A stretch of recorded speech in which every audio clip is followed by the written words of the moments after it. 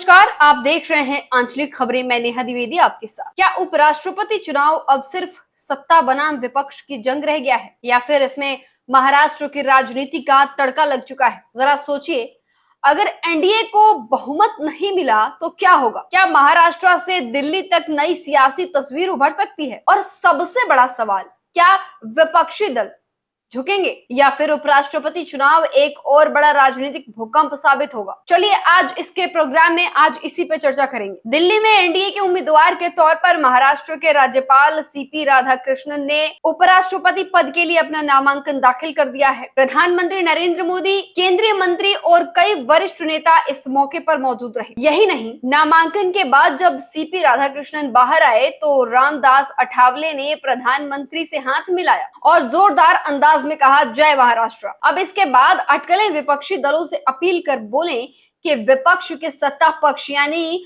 महायुति के साथ खड़े हों। दरअसल महाराष्ट्र की राजनीति हमेशा से दिल्ली की सियासत में एक अहम भूमिका निभाती रही है और इस बार उपराष्ट्रपति चुनाव में भी वही रंग दिख रहा है। रामदास अठावले का ये बयान न सिर्फ विपक्ष पर दबाव बनाने की रणनीति है, बल्कि ये इसकी ओर इशारा भी है कि एनडीए कोई रिस्क नहीं लेना चाहता, क्योंकि सवाल साफ है, अगर कहीं अंदर खाने में क्रॉस वोटिंग हुई, अगर विपक्ष एकजुट हुआ तो एनडीए को बड़ा झटका लग सकता है। तो अब जरा उस चेहरे को जान लीजिए जो उपराष्ट्रपति की दौड़ में एनडीए का दांव बन रहा है। सीपी राधाकृष्णन महाराष्ट्र और तमिलनाडु में मजबूत पकड़ रखने वाले एक नेता हैं। दलित, वंचित, आदिवासी और बहुजन समाज के लिए काम करने का लंबा अनुभव है। गहरी सामाजिक जागरूकता और मुद्दों की समझ, यही उनकी सबसे बड़ी ताकत मानी जा रही है। अगर उपराष्ट्रपति चुनाव में भी महाराष्ट्र फैक्टर हावी होगा तो इसका असर लोकसभा चुनाव तक